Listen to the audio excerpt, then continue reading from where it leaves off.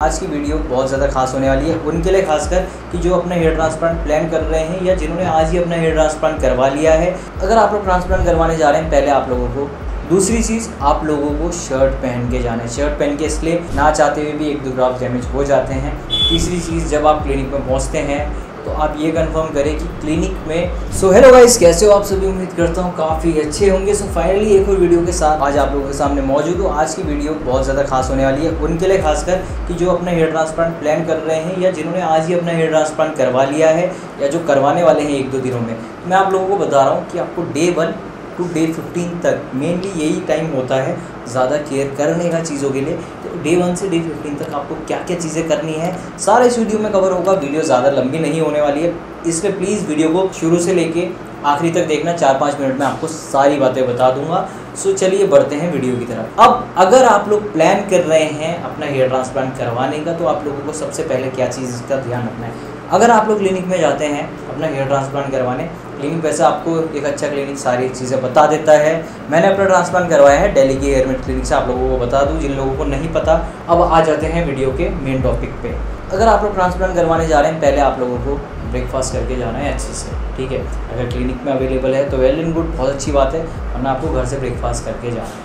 दूसरी चीज़, आप लोगों को शर्ट पहन के जाना है। शर्ट पहन के इसलिए क्योंकि जब हमारा ट्रांसप्लांट हो जाएगा तो टी शर्ट पहनने में आपको पता है कि हमारे ग्राफ्स डैमेज हो जाएंगे, ना चाहते हुए भी 1-2 ग्राफ्स डैमेज हो जाते हैं, ठीक है। तो इसलिए शर्ट को पहनना ईजी है, आप वेयर करें और अपना बटन लगाएं नॉर्मली, क्योंकि टी शर्ट को आपको पूरा नेक से और हेड से डालना पड़ेगा। ये चीज़ों का ध्यान रखें। ये चीज़ हो गई, ये 2 चीज़ें हो गई। तीसरी चीज़, जब आप क्लिनिक में पहुँचते हैं तो आप ये कंफर्म करें कि क्लिनिक में आपके सारे टेस्ट हो रहे हैं। क्या आपको टिटनेस का इंजेक्शन दिया, क्या आपका लोकल एनेस्थीसिया का टेस्ट हुआ, यहाँ पर आपके इंजेक्शन लगाएंगे या कहीं भी किसी भी पार्ट में लगाएंगे तो क्या वो टेस्ट हुए। बहुत सारी चीज़ों का ध्यान रखना है।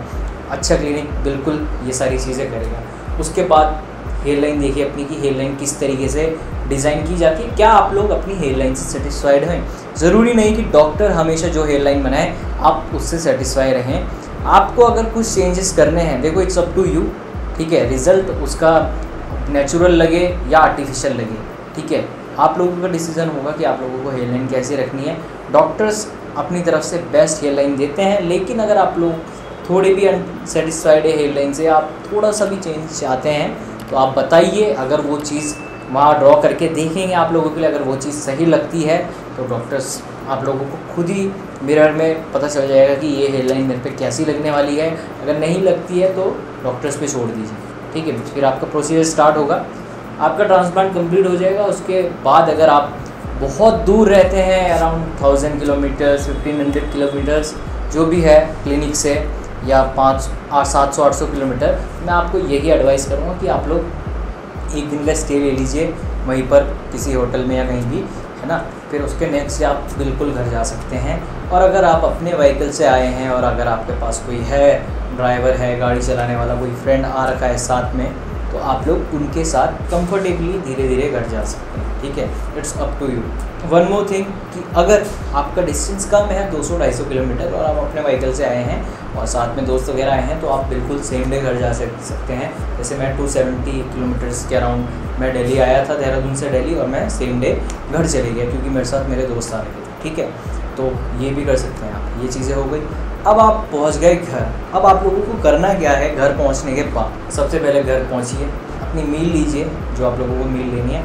जो डॉक्टर्स ने आपको हीलिंग मेडिसिन दी है, हीलिंग मेडिसिन देते हैं donor area, frontal part, after all it's a surgery, तो हीलिंग मेडिसिन दी है वो आप लोगों को लेनी है। और आप लोगों को सो जाना है।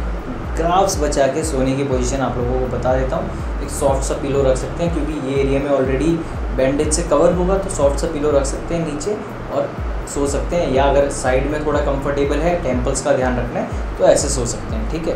और ये सिर्फ आपको 1 या 2 दिन या मैक्सिमम 3 दिन करना है। उसके बाद ग्राफ सेटल डाउन हो जाते हैं 48 आवर्स 3 डेज़ में, ठीक है, अच्छे खासे। उसके बाद सोने की कोई दिक्कत नहीं, उसके बाद आप कैसे भी सो सकते हैं। आप लोगों को ध्यान रखना है कि जैसे ही आपका नेक्स्ट डे आप उठते हैं मॉर्निंग में, जस्ट हेयर ट्रांसप्लांट के नेक्स्ट डे आपको सलाइन वाटर मिलेगा, वो आपको स्प्रे करना है।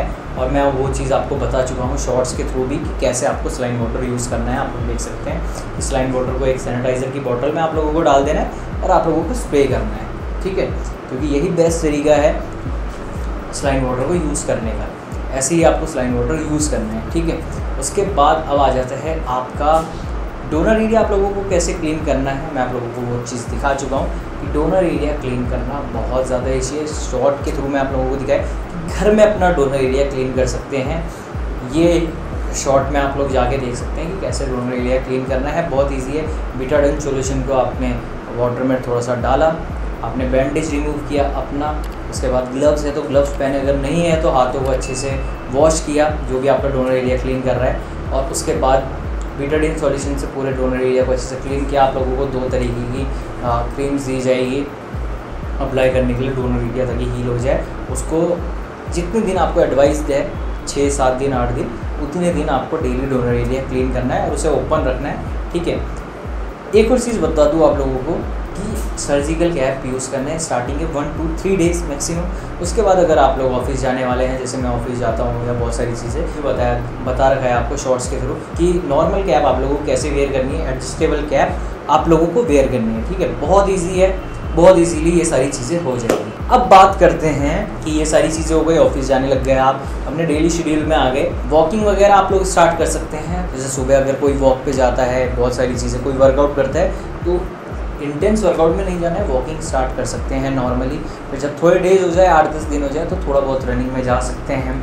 फिर जब आप लोगों को ऑलमोस्ट 1 और 1.5 मंथ हो जाए, मैं यही प्रेफर करूँगा लोगों को कि 1.5 मंथ हो जाए, तो आप लोग फिर वर्कआउट में जा सकते हैं, वेट ट्रेनिंग में जा सकते हैं ग्रेजुअली, लेकिन ठीक है, धीरे धीरे वेट इंक्रीज़ करना है, एकदम अपनी पहले वाली स्ट्रेंथ में नहीं जाना है। ये सारी चीज़ें हो गई। अब आता है आपका हेड वॉश। हेड वॉश आप लोगों को पता है, मैं आप लोगों को बता चुका हूँ, बहुत इजी है घर में हेड वॉश करना। तो इस तरीके से आपको हेड वॉश करना है। जॉनसन बेबी शैम्पू या जो भी शैम्पू आपको रिकमेंड है वो यूज़ करना है। बहुत रब नहीं करना है आपको, अपने ट्रांसप्लांटेड एरिया को बहुत स्मूथली वॉश करना है। और उसके बाद जब आपका 1-2 दिन हो जाए, फिर आप जेंटली प्रेशर अप्लाई कर सकते हैं 2-3 दिन बाद। तो ये चीज़ों का ध्यान रखना है। इस तरीके से हेड वॉश करना है आप लोगों को, फिर आपके क्लॉट्स पूरी तरीके से रिमूव हो जाएंगे। सो ये लगभग 10-12 दिन हो जाएंगे, आपके क्लॉट्स रिमूव हो जाएंगे। अब फिर आप लोगों को जो भी एडवाइस है, अगर किसी का बॉल्डनेस, हेयर फॉल ज़्यादा है, या किसी का बहुत बड़ा बॉल्डनेस था, डिफ्यूज़ पैटर्न है, बहुत ज़्यादा हेयर थिनिंग है, उसको कुछ मेडिकेशंस भी डॉक्टर दे सकते हैं, वो ले सकते हैं, ठीक है। वरना जिनका बॉल्डनेस जनरली 1000, 1500, 2000, 2500 ग्राफ का है और सिर्फ फ्रंटल पार्ट का इशू है, एक पैटर्न है मेल पैटर्न बॉल्डनेस में, और इस तरीके का जो जनरल बॉल्डनेस होता है वैसा है, तो उनको मे बी कम मेडिकेशंस दी जाए। सम केसेस में बिल्कुल भी मेडिकेशंस नहीं दी जाती है। आपको एडवाइस किया जाएगा कि हाँ, मिनॉक्सिडिल आप लोग अप्लाई कर सकते हैं। तो मिनॉक्सिडिल आप लोगों को कैसे लगाना है, तो 15 डेज़ तक ये चीज़ों का ध्यान रखना है आप लोगों को बस। सो उम्मीद करता हूँ वीडियो आप लोगों को काफ़ी अच्छी लगी होगी। अगर वीडियो अच्छी लगी है तो प्लीज़ जाते आते वीडियो को लाइक कीजिए, चैनल को सब्सक्राइब कीजिए। बहुत सारी इन्फॉर्मेटिव वीडियोज़ आप लोगों के लिए आती रहेगी। मिलते हैं अगली वीडियो में।